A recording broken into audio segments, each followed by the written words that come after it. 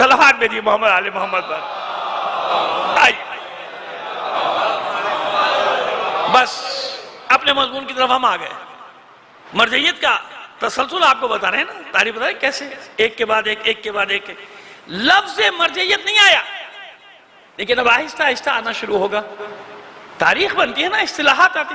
مثلا اور آسان کرنے آپ کے لیے, دائیں بازو بائیں بازو, لیفٹسٹ رائٹسٹ کیا ہے بھئی, یہ بالشویک کیا ہے, کامریڈ کیا ہے. لیکن بھائی جب کہیں انقلاب آتا ہے تو اس کی کچھ اصطلاحیں تو جاتی ہیں نا. پہلے تھا سامراج, پھر ہو گیا استعمار, ایسی ہے نا. پہلے تھا کامریڈ, پہلے تھا وہ مزدور طبقہ, بالشویک جو کہلاتا تھا. ظاہر رشیا میں انقلاب آیا, اس کی اصطلاحات آ گئی, کچھ آگے کہ نہیں آ گئی. پرولتاریا آ گیا, بورژوا آ گیا, اس کے پرولتاریا مزدور طبقہ ہو گیا, غریب طبقہ ہو گیا. بورژوا وہ سرمایہ دار اور سامراج طبقہ ہو گیا. ایسا ہوا. جب اسلامی انقلاب آیا تو اس کی جگہ کیا گیا, مستضعفین آ گئے, مستکبرین آ گئے, استعمار آ گیا, استثمار آ گیا. اصطلاحات آ گئی نا معاشرے میں. اب کیونکہ یہ اصطلاحات پہلے تو تھی نہیں. ارے خدا کے بندو, آہستہ آہستہ ہوتا ہے نا. جب معاشرے میں کچھ چیزیں آتی ہیں, اب اسلامی انقلاب جب لایا تو وہ اسلامی اصطلاحیں لے کر آیا. دیکھیے اب یہ ذرا سی بات توڑا دیں گے, 5 منٹ مجھے دیں گے, ایک چیز سمجھانا چاہ رہے ہیں. صلوات بھیجیے محمد آل محمد پر. بات یہ ہے کہ یہ باتیں فائدہ دیں گی جہاں بھی جو جس مکتب فکر کا بھی اسکول آف تھاٹ کا, کسی بھی اسکول آف تھاٹ کا سنے گا. نئی نسل میں, پرانے تو جانتے ہوں گے, وہ تو یہی کہیں گے مولانا کون سی پرانی باتیں لے کے بیٹھ گئے. لیکن نہیں, میں جوانوں کو بتانا چاہ رہا ہوں, سمجھانا چاہ رہا ہوں کہ مسئلہ ہے کیا. دیکھیے جب انقلاب آیا, جس کو کہتے ہیں سوشلسٹ انقلاب, جس کی بساط لپٹ گئی, بسترا لپٹ گیا, کیونکہ ظاہر ہے کہ جو ایک وقت تک ہوتا ہے نا, جو بھی انقلاب آتا ہے, سیاسی انقلاب جب آئے گا تو وہ اس دور کے اور اس جگہ کے حالات کے مطابق آئے گا. جو ان کے اپنے معروضی حالات اور موضوعی حالات ہوتے ہیں نا, اس کے تحت آئے گا. ہاں پوری دنیا میں اس کا چرچا ضرور ہوتا ہے, لیکن جب نسلیں بدلتی ہیں, 60 سال گزرے, 70 سال گزرے, زمانہ بدلا, ویلیوز بدلی, اقدار بدلی, اس سیاسی نظام کی بساط بھی لپٹ جاتی ہے. سیاسی نظام کی بساط کیا ہوگی, لپٹ جائے گی.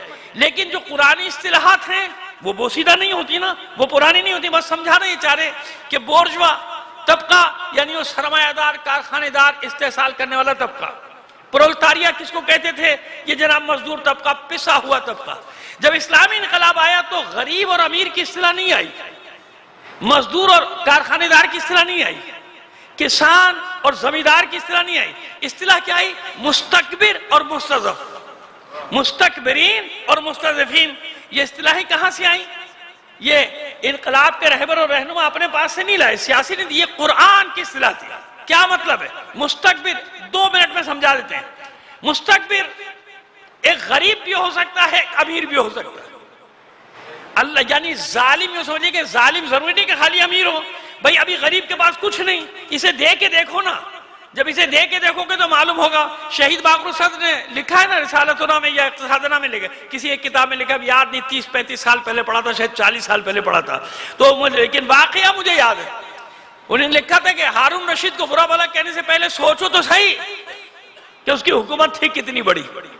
اس کی حکومت اتنی بڑی تھی کہ جب سورج طلوع ہوتا تھا, جب بادل نکلتے تھے, بادل جاتے تھے, اس کے سامنے سے بالکنی میں کھڑا تھا اپنے محل کی, بادل کو جاتے دیکھا تو بڑے غرور سے کہا تھا کہ جہاں بھی برسے گا ہارون رشید کی حکومت میں برسے گا. کہا اتنی بڑی سلطنت تھی جسے بچانے کے لیے اس نے معصومین تک کا قتل کیا, معصومین تک کو شہید کیا. اتنی بڑی. کہا اس کو برا بھلا کہنے سے پہلے سوچ لو, تمہارے پاس اگر اتنی بڑی حکومت آئے تو کیا کرو گے, اتنی بڑی حکومت بچانے کے لیے.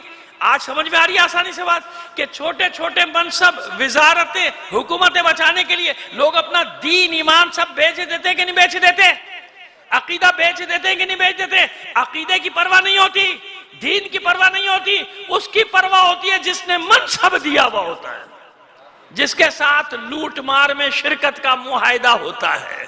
صلوات بھیجیے محمد آل محمد پر. بات واضح ہو گئی؟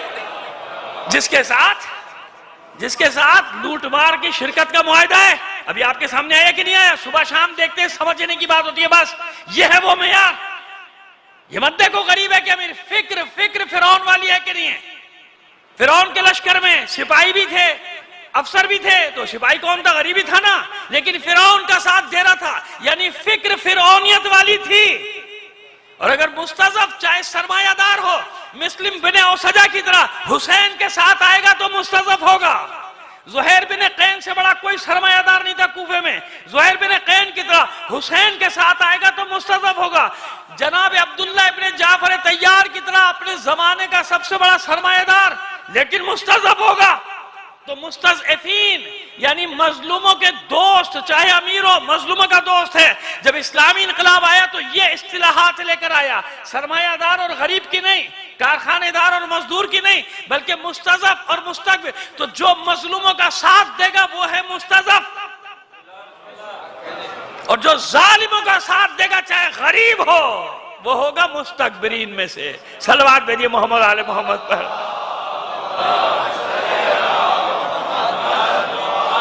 تو اصطلاحات کی بات کر رہا تھا، تو بس یہ جملہ معترضہ کے طور پہ میں نے چاہا کہ چلو بچوں کو یہ چھوٹی سی باتیں، کیونکہ اکثر لوگ سوال کرتے ہیں یہ کیا ہوتا ہے جو آپ کہتے ہیں بیچ بیچ ہماری زبان سے نکل جاتا ہے نا. آپ نے مستضعفین کہا یہ کیا ہوتا ہے، تو مستکبرین کہا یہ کیا ہوتا ہے. تو یہی سمجھا رہے تھے کہ اصطلاحات ایسے بنتی ہیں. تو مرجعیت کے لفظ پہ نہ جاؤ کہ پہلے تو مرجعیت تھی نہیں. بھائی مرجعیت تھی، لفظ مرجعیت نہیں تھا. مرجعیت تو تھی نا، رجوع کر رہے تھے نا لوگ. ابھی کل تک میں نے آپ کو بتایا شیخ مفید، ابھی ان کے واقعات پڑھتا ہوں، ایک اشرہ چاہیے، خمسہ تو کم سے کم چاہیے. لیکن چلیے بات کو آگے بڑھا رہے. ان کے شاگرد مرتضی علم الہدا اور ان کے بھائی سید شریف رضی جن کا کل میں بتا چکا کہ کتنی بڑی حیثیت. مرتضی علم الہدا کا ایک واقعہ بتانا چاہتا ہوں. خلیفہ وقت تھا اس وقت القائم باللہ عباسی، اگر میں بھول نہیں رہا یہی نام ہے اس کا، یاد آ گیا، پکا یاد آ گیا. القائم باللہ. اس کا وزیر اعظم قاری اللہ یا اس طرح کر کے تھا، لیکن وہ تلفظ ذرا سا بڑا ٹھہرا ہے، لیکن قاری اس کے لفظ میں آتا ہے. وہ وزیر اعظم اس کا، یہ وزیر اعظم کے دل میں کہیں نہ کہیں کسی گوشے میں محبت اہل بیت تھی. ہوتے ہیں نا ایسے، ہوتے ہیں نا ایسے کہ ذرا سی شے مل جائے تو پوری محبت نکل کر آ جاتی ہے. اب میں آپ کو بتانا چاہتا ہوں کہ بعض القابات معصومین نے کیسے دیے. بیمار ہو گیا اتنا سخت کہ جان کے لالے پڑ گئے، بس ہو گیا کہ مر گیا، جانے والا ہے. خواب میں دیکھا، اچھا اس یاد کرتا رہتا تھا معصومین، مولا کو یاد کرتا جیسے ہم آپ یاد کرتے. خواب میں دیکھا مولا کی زیارت ہو رہی ہے، تشریف لائے مولا امیر المومنین علیہ السلام، صلوات بھیجیے. دیکھیے میں واقعات میرے پاس بہت ہیں، میں واقعات سنا کے آپ کا وقت نہیں لینا چاہتا، لیکن صرف اس واقعے کو پیش کرتا ہوں جس واقعے سے مجھے کوئی نتیجہ نکالنا ہوتا ہے، کوئی تجزیہ پیش کرنا ہوتا ہے. یہ اتنا اہم. ویسے واقعات بہت ہیں علماء کے، قصص العلماء الگ لکھی گئی ہے. جیسے قصص انبیاء ہے نا، ایسے قصص العلماء کتاب الگ ہے، بہت موٹی، کئی جلدوں میں، اور ہم نے نہیں، بہت سارے لوگوں نے الگ الگ لکھی ہے. خیر بشارت ہے. رو رہا ہے کہ کیوں پریشان ہے، کیا ہوا؟ کہ فرزند رسول اذیت میں، بہت تکلیف، کہ میرے بیٹے سے جا کے دعا کروا، میرے بیٹے سے دعا کروا. مولا میں نہیں جانتا. کہا علم الہدا کے پاس جا. کہا یہ کون علم الہدا ہے؟ میں نے ابھی لقب نہیں پڑھا علم الہدا. سید مرتضی ابن حسین، امام موسیٰ کاظم علیہ السلام کا سے شجرہ نا، موسوی سالات کل بتا دیا تھا نا، رضی محمد رضی ابن حسین اور مرتضی ابن حسین، والد کا نام حسین. کہا وہ مرتضی ابن حسین کا وہ عالم، فقہ جعفریہ کا عالم. کہا اس کے پاس جاؤ. علم الہدا کہا امام نے.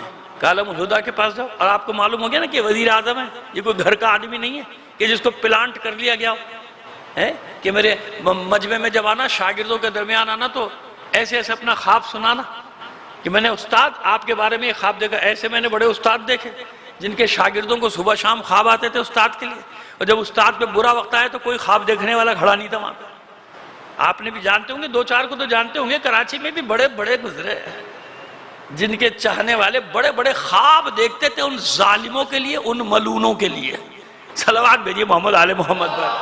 خیر اب یہ اپنوں میں سے نہیں ہے، یہ اپنوں میں سے نہیں ہے. کہتے ہیں مولا کون علم الہدا؟ کہ میرا بیٹا علم الہدا، ہدایت کا پرچم، ہدایت ہی ہدایت ہے وہاں. کون؟ کہ مرتضی ابن حسین، اس کے پاس جاؤ. یہ جناب پریشان صبح اٹھ کے بھاگا سید مرتضی کی خدمت میں. اس علم الہدا لقب نہیں پڑھا ہے، آ کے رو رہا ہے, آپ میرے لیے دعا کریں. مجھے کیا ہوا بھائی, دعا کر دیں گے, ہوا کیا مسئلہ؟ کہ مولا آئے تھے, ان کا علم الہدا کے پاس جو, میں نے پوچھا علم الہدا کون؟ تو کہا میرا بیٹا, ہدایت کا پرچم. رونے لگے, کہتے تو جھوٹ بول رہا ہے, مجھے بیوقوف بنا رہا ہے. اس زمانے یہ بھی تھا نا کہ جب کسی کو بہت چڑھانا ہو تو اس کے بارے میں ایک اچھا سا خواب دیکھ کے آ جاؤ, اپنا کام بھی نکل جائے گا, فائدہ بھی ہو جائے گا. ہمارے یہاں ایک صاحب تھے, ان کو خواب دکھا کے سنا کے لوگ نوکری لے لیتے تھے اور تنخواہ بھی بڑھا لیتے تھے. ان کو اچھا سا خواب جا کے سنائیں گے, وہ روتے تھے, تنخواہ بڑھا دیتے تھے, اس کی تنخواہ بڑھاؤ, اس نے بڑا اچھا خواب دیکھا ہے. اور دوسروں کو بھی بلا کے سنا, دیکھو اس نے میرے بارے میں کیا خواب دیکھا. علم الہدا پریشان ہو گئے, سید مرتضیٰ پریشان ہو, رونے لگے کہ ضرور مجھ سے کوئی غلطی ہوئی ہے, کیونکہ یہ تو اپنا آدمی نہیں, یہ کیسے کہتے نہیں, مجھ سے کوئی خطا ہوئی, مجھ سے کوئی خطا ہوئی ہے کہ میرا مولا مجھ سے ناراض لگتا ہے, کیونکہ یہ میرے مطابق نہیں علم الہدا. کہا کہ میں یہی ہوا ہے بھائی, میرے ساتھ ایسا ہوا ہے, مجھے ابھی تم جاؤ میرے پاس. ان کے حالت خراب ہے, حجرہ بند کیا, عبادت میں مشغول ہو گئے, روتے جاتے کہ مولا میں مجھ سے کیا خطا ہوئی, یہ کیا لے کر آئے, کیا منصب یہ لے کر آئے میرے پاس, یہ تو انبیاء کا ہوتا ہے, پیغمبروں کا تعلیم ہونے تھا, میں کہاں سے علم ہونے. یہاں پھر معصوم بشارت دیتے ہیں, کیوں تم ہمارے بیٹے نہیں ہو, تم ہماری اولاد نہیں ہو, ہم نے تمہیں منصب دیا ہے. یہ وہی ہے نا جن کی ماں لے کے گئی تھی شیخ مفید کے پاس, ان کا منصب کیا تھا کہ معصومہ کونین فاطمہ الزہرا سلام اللہ علیہا.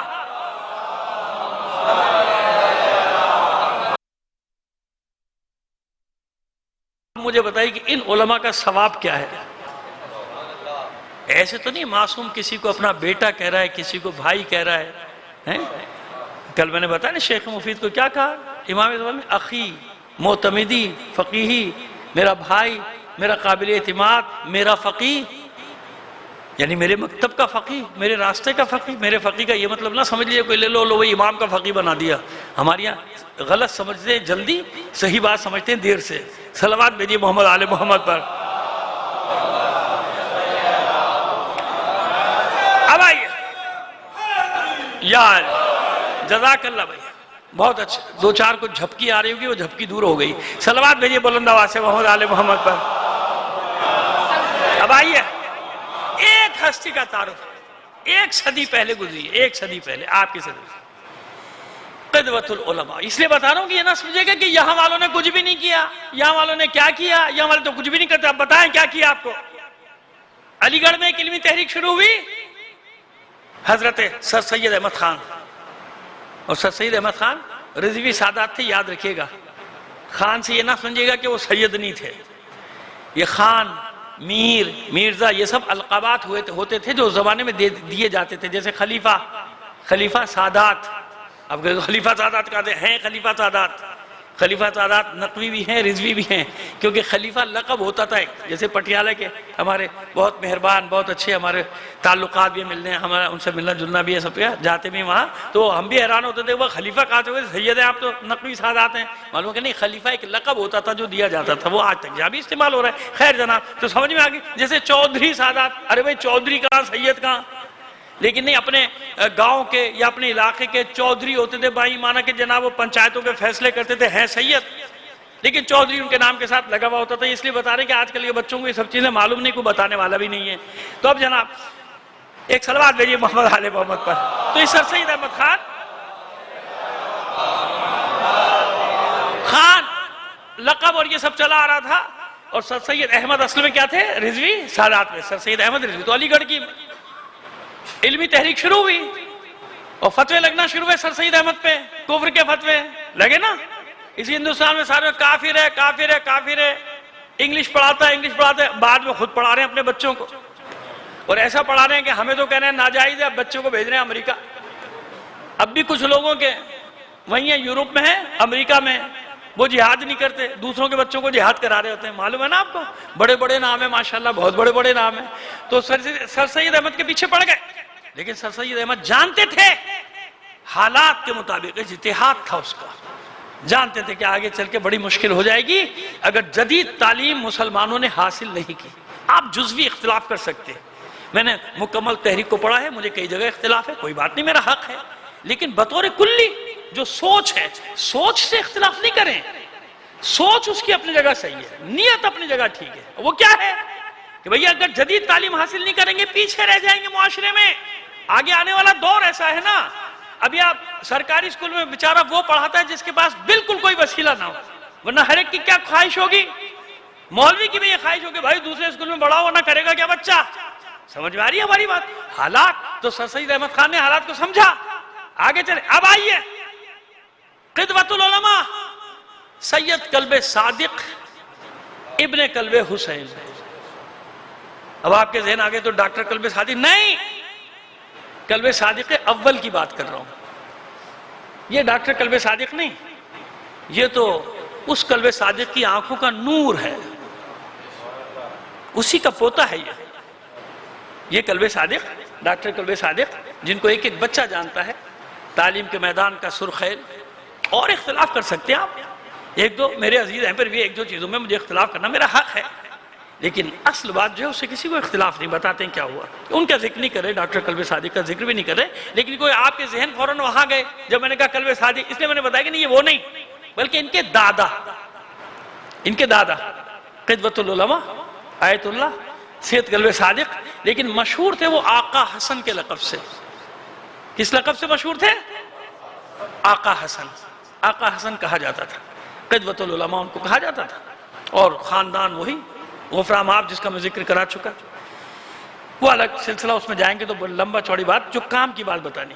بس وہاں سر سید احمد خان نے شروع کی تحریک, یہاں عالم تشیع میں قدوۃ العلماء کھڑے ہوئے, سمجھ گئے کہ تشیع پیچھے رہ جائے گا, مومنین پیچھے رہ جائیں گے اور دنیا آگے نکل جائے گی.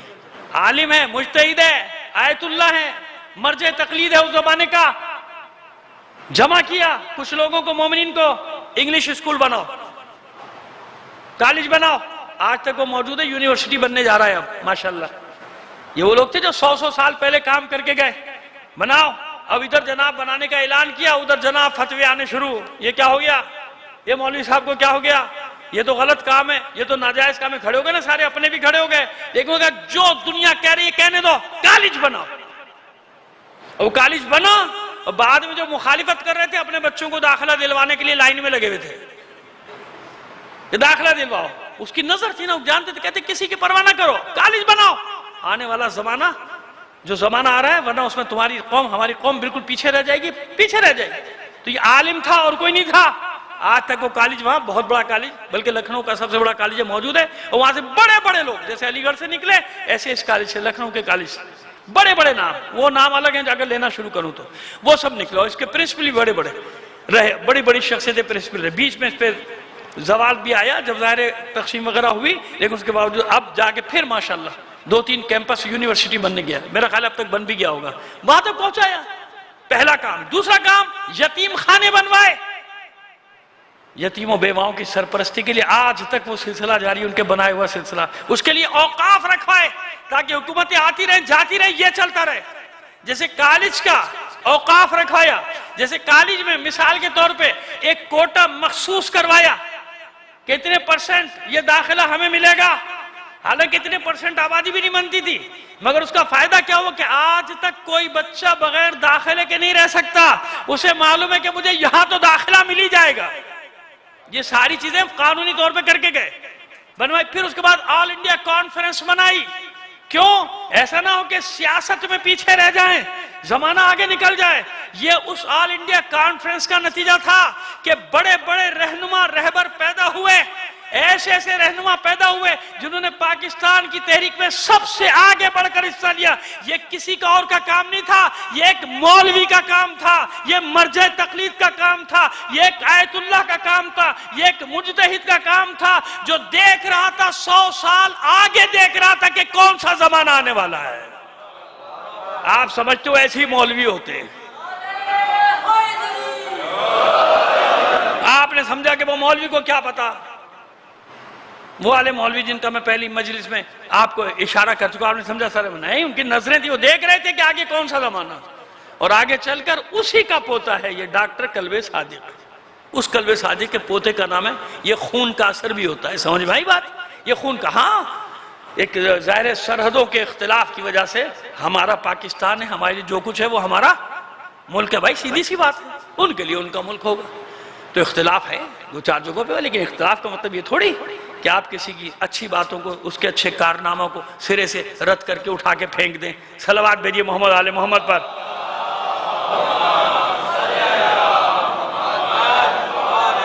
تو اس وقت تو یہ برے صغیر مشترکہ ہندوستان تھا نا، تو یہ مراجع کا اس لیے بتا رہا ہوں کہ ہر دور میں انہوں نے نظر رکھی، سرپرستی کی، سارے علوم کی سرپرستی کی۔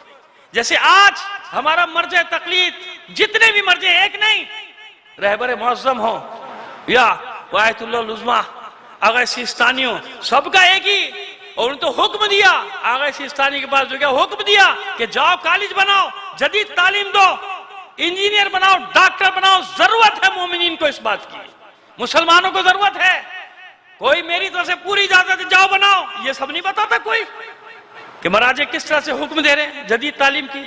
یہ نہیں بتاتے کہ قم میں، مشہد میں جتنی بڑی یونیورسٹیاں ہیں وہ مراجع کے حکم سے بنی ہیں، مراجع نے بنوائے۔ شیخ مفید یونیورسٹی ہو، دانشگاہ امام صادق ہو، دانشگاہ یعنی یونیورسٹی، دانشگاہ شیخ صدوق ہو، جتنے بڑے بڑے ہاسپٹلز، 1,000 بیڈ کے ہاسپٹل، 1,000 بیڈ کا کس نے بنائے؟ بیمارستان گل پائے گا نہیں، آیت اللہ گل پائے گا نہیں بنوا رہے ہیں، وہ نیکوکار ایک اور مرجع بنوا رہے ہیں، آگے مرشی بنوا رہے ہیں۔ مراجع کے حکم سے یہ سب کام ہو رہا ہے۔ آپ نے سمجھا کہ وہ گھر میں بیٹھے ہوئے ہیں اور بس خمس آ رہا ہے، خمس لے رہے ہیں، خمس کھا رہے ہیں۔ ان کے رہنے سہن کا انداز نہیں دیکھا تم نے؟ دیکھا نہیں وہ کس طرح سے رہتے ہیں، کن پتری پتری گلیوں میں رہتے ہیں جہاں گاڑی تو جا ہی نہیں سکتی۔ پوپ بھی آئے تو بیچارے کو پیدل ہی جانا پڑا۔ اگر پوپ کے ساتھ کرسی پہ بیٹھے نظر آئے، بینچ پہ، تو کیوں؟ مہمان کے احترام میں۔ وہ بیٹھ نہیں سکتا تھا نا زمین پہ، آپ نے دیکھا ہے نا ان کے گھٹنوں میں تکلیف تھی، جب پوپ آئے تو ان کے گھٹنوں میں تکلیف تھی، نہیں بیٹھ سکتے، ان کے لیے بینچ رکھو، اس لیے بینچ پہ، ورنہ دنیا کا کوئی بھی سربراہ آتا ہے وہی زمین پہ بیٹھے گا، جہاں مرجع بیٹھے گا وہیں پہ بیٹھے گا۔ یہ ہمارے مرجع، یہ ہمارے مراجع جن کے لیے زبانیں کھولتے ہیں بیٹھ کے دکانوں پہ، بازاروں میں۔ شرم نہیں آتی ان لوگوں کو کہ انہوں نے سوائے عزت کے تمہیں کچھ بھی نہیں دیا اور تم ذلت کا باعث بنتے ہو۔ وہ ساری دنیا میں مکتب کی عزت، تشیع کی عزت، ان کی وجہ سے ہم سر اٹھا کے چلتے، ہم کہتے ہیں ہمارے ہیں، اور یہ ایسے پیدا ہو گئے پلانٹڈ لوگ۔ کربلا میں لڑنے والوں میں جو سب سے کم سن لڑ کر شہید ہوا ہے اس کا نام ہے قاسم، حسن کا لال، لڑ کر جو شہید، 13-14 سال سے زیادہ کا سن۔ یہ وہی ہے کہ اتنا کم سن تھا امام مجتبیٰ کی شہادت کے وقت کہ امام نے اسے وصیت نہیں کی تھی، اس کی ماں جناب ام فروہ کو وصیت کی تھی، یہ دیکھو یہ اتنا بڑا ہو جائے گا، کربلا میں میری نیابت کرے گا، بھیج دینا میدان میں۔ اور بھی بھائی شہید ہوئے، حسن مجتبیٰ کے اور بیٹے شہید، لیکن خاص ہدیہ کیا ہے؟ ام فروہ کا بیٹا قاسم، جو آپ کی شہادت ہوا 1.5-2 سال سے زیادہ کا، 2-2.5 سال کا رہا ہوگا، اسے زیادہ کا نہیں تھا۔ شب عاشور جب حسین اپنے رفقا کو، اپنے انصار کو مقام ہے شہادت دکھا رہے تھے نا، تو بچہ بار بار سامنے آتا تھا، بار بار، اور مولا بار بار اپنا رخ پھیر لیتے تھے، پھر اس طرف سے دیکھیں مجھے، دیکھیں میرا بھی تو مقام بتائیں۔ نہیں، جب تقریباً سب کے مقام ہے شہادت دکھا دی تو اب یہ بچہ سامنے، چچا جان کیا میرا نام نہیں ہے دفتر شہادت میں؟ حسرت سے دیکھا حسین نے اپنے بھتیجے کو، فرماتے میرے لال شہادت کو کیسا پاتے؟ اب اتنا سا بچہ موت کا ذائقہ بتا رہا ہے، ذائقہ۔ چچا جان شہد سے بھی زیادہ شیریں، سینے سے لگا کر کہا میرے لال صرف تیرا نہیں، تیرے ننھے بھائی علی اصغر کا بھی نام ہے۔ اتنا سننا تھا، گھبرا گیا قاسم، گھبرا کے کہتا ہے چچا جان کیا یہ اشقیاء خیموں میں داخل ہو جائیں گے؟ حسین نے تسلی دی، نہیں میرے لال، بلکہ میں علی اصغر کو لے کر آؤں گا میدان میں، ظالم کے تیر سے تیرا بھائی شہید ہو جائے۔ اطمینان ہو گیا قاسم کو کہ خیموں میں نہیں جائیں گے۔ حسین نے بھی نہیں بتایا قاسم کو. کیسے بتائے؟ میرے لال صرف خیمے میں داخل نہیں ہوں گے بلکہ خیموں کو لوٹ کر آگ لگا دیں. تیری ماں بہنوں کے پھپھیوں کے سروں سے چادریں چھین لیں گے. انہیں تازیانوں سے مارا جائے گا. انہیں رسیوں سے باندھ کر کشاں کشاں بازاروں میں پھرایا جائے گا. کچھ نہیں بتایا قاسم. رات کے ایک پہر ماں نے قاسم کو طلب کر کے کہا تھا میرے لال دیکھ تیرے بابا ہوتے نا تو وہ اپنی ذمہ داری پوری کرتے. مجھ دکھیاری کے پاس بیوہ کے پاس کچھ بھی نہیں سوائے تیرے. صبح میری لاج رکھ لے اور میدان میں چلا جا اپنے چچا پہ قربان ہو جا.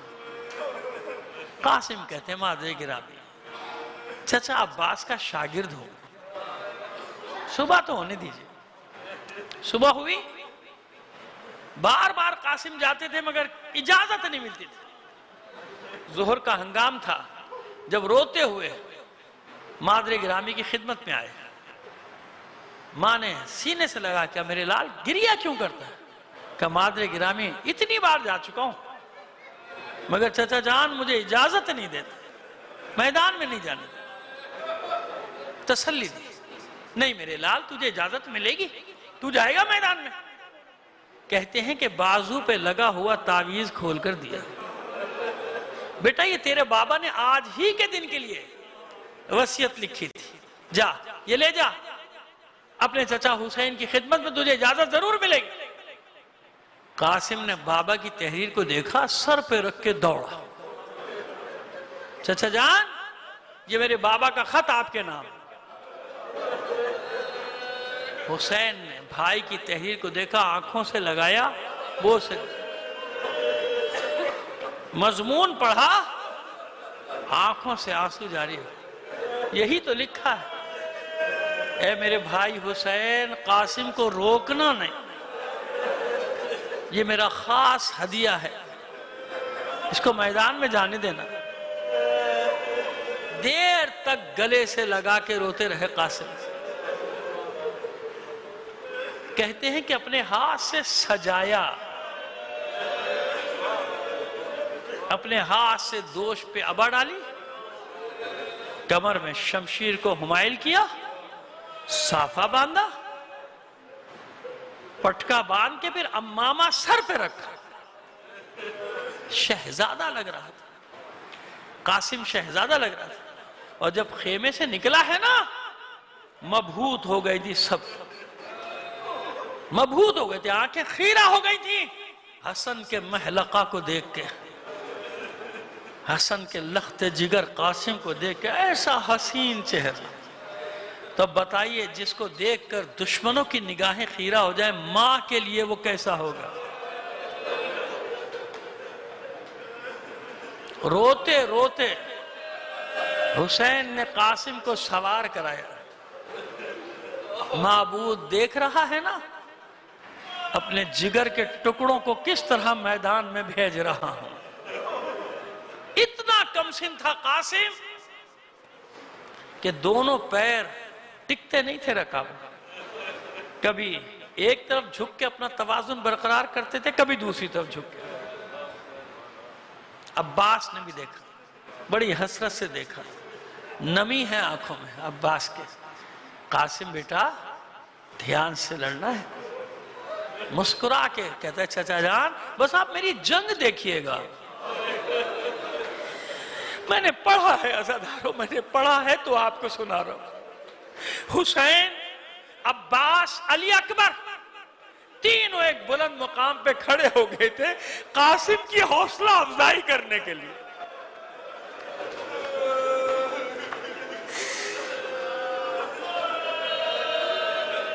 قاسم کی حوصلہ افزائی کرنے کے لیے تینوں کھڑے تھے. قاسم نے تعارف کرایا سنو جس نے میرے بابا کو جنگ کرتے نہیں دیکھا آؤ دیکھو. میرے بابا پہ جنگ سے جی چھڑانے کا الزام لگانے والوں آؤ میرے مقابلے پہ. میری جنگ کو دیکھو اور سمجھ لو کہ میرا بابا کیسا شہسوار تھا. میرا بابا کیسا شہسوار تھا.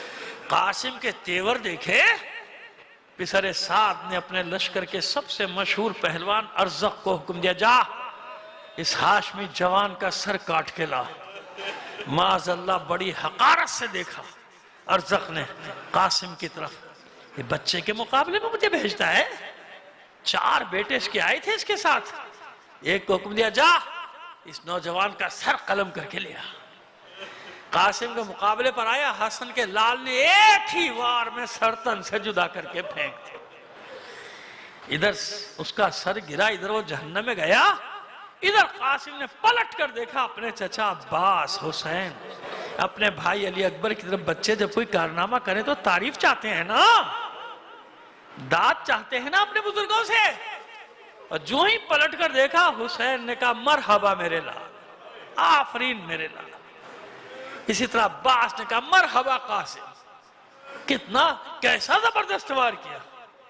اور اسی طرح جناب علی اکبر داد دیتے ہیں بھیا قاسم بہت اچھا وار کیا، مرحبا۔ اب اور ہمت بڑی قاسم کی، مسکرا رہا ہے قاسم۔ اپنے بیٹے کو تڑپتے دیکھا، دوسرے بیٹے کو حکم دیا جا اپنے بھائی کا بدلہ لے کر آ۔ جو ہی آیا اب کی درمیان میں وار کیا، آدھا دھڑ ادھر آدھا ادھر۔ تیسرا، چوتھا، جب چاروں کو جہنم کا راستہ دکھا چکا قاسم، تو اب ارزق شامی غصے میں دیوانہ ہو کر دوڑا قاسم کو قتل کرنے کے لیے۔ ادھر ارزق شامی دوڑا، ادھر حسین سجدے میں چلے گئے۔ معبود معبود قاسم کی لاش اٹھاؤں، لیکن ہاشمی جوان ہے، ہاشمی جوان، ایک کے مقابلے میں شکست نہ۔ معبود ہاشم کو غالب کر دے، قاسم کو غالب کر دے اس پر۔ ادھر عباس نے جو ہی ارزق شامی کو آتے دیکھا، چلا کر کہا بیٹا قاسم دھیان سے، بیٹا قاسم بہت بڑا پہلوان ہے۔ علی اکبر نے دعا کے لیے ہاتھ اٹھا دی، قاسم تیار ہوا جنگ کے لیے۔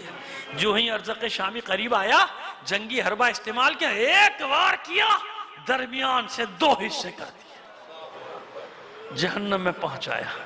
پس ادھر قاسم نے ارزق کو قتل کیا، ادھر پسر سعد نے چلا کر کہا پورے لشکر کو کاٹ کے پھینک دے گا، ایک ایک کر کے جاؤ، سب مل کر حملہ کرو۔ ادھر لشکر نے حملہ کیا۔ اچھا ادھر ارزق شامی کو جب قتل کیا نا، تو حسین پھر سجدے میں، عباس سجدہ شکر میں، علی اکبر سجدہ شکر میں۔ لیکن عزادارو جو ہی سجدے سے حسین نے سر اٹھایا، عباس نے سر اٹھایا، علی اکبر نے سر اٹھایا، قاسم نظر نہیں آیا، قاسم نظر نہیں آیا۔ چاروں طرف سے گھیر لیا اشقیاء نے قاسم۔ کہاں تک لڑتا قاسم، داد شجاعت دیتا رہا، کبھی دائیں طرف کبھی بائیں طرف، بڑھ بڑھ کر حملے کرتا رہا حسن کا لال۔ مقاتل میں لکھا ہے کہ قاسم نے 40 شامیوں کو جہنم رسید کیا، لیکن کب تک؟ بازوں کی طاقت جواب دینے لگی، بازو شل ہونے لگے قاسم کے۔ ادھر قاسم کی طاقت جواب دینے لگی، ادھر اشقیاء حاوی آنے لگے، یہ ملعون حاوی آنے لگے۔ پہلے تلوار گری، سپر گری، خود گری، برچھی نکال کے لڑنا چاہا، اس سے پہلے ہی ہاتھ پہ وار ہوا، برچھی بھی گر گئی۔ چاروں طرف سے وار ہونے شروع ہوئے، قاسم زخموں سے چور ہو کر جب گرنے لگا، باغ ہاتھ سے چھٹی، گھوڑے کی آواز دی، یا اماں ہو ادرکنی، اے میرے چچا میری مدد کرو، اے چچا جان میری مدد کو آئیے، میں نے اپنی جان آپ پر قربان۔ کسی کی آواز پہ حسین ایسے نہیں دوڑے تھے جیسے قاسم کی آواز پہ دوڑے۔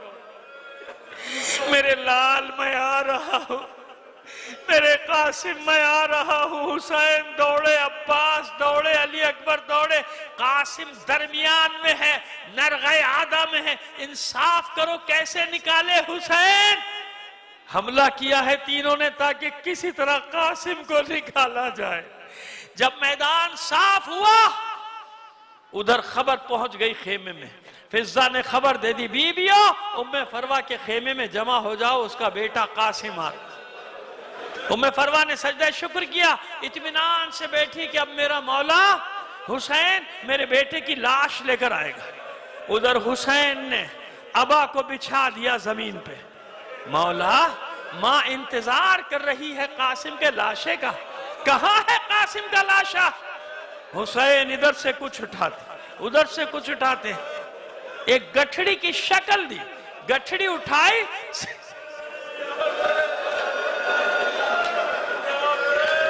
سینے سے لگا، گٹھڑی سینے سے لگا لی۔ مولا قاسم کا لاشا کہاں ہے؟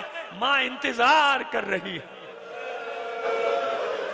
در خیمہ پہ پہنچے، آواز دی، انتظام کیا گیا خیمے میں۔ اب جو حسین گٹھڑی سینے سے لگائے داخل ہوئے، ماں حیرت سے کہتی ہے، مولا اے میرے سید و سردار، میرا قاسم کہاں ہے؟ میرے قاسم کا لاشا کہاں ہے؟ حسین نے کوئی جواب نہ دیا، فرش خیمہ پہ گٹھڑی رکھے کھولی۔ اب جو گٹھڑی کھولی، کیسا صحرا، کیسی مہندی، ارے قاسم کی لاش کے ٹکڑے تھے، قاسم نے اپنے خون سے مہندی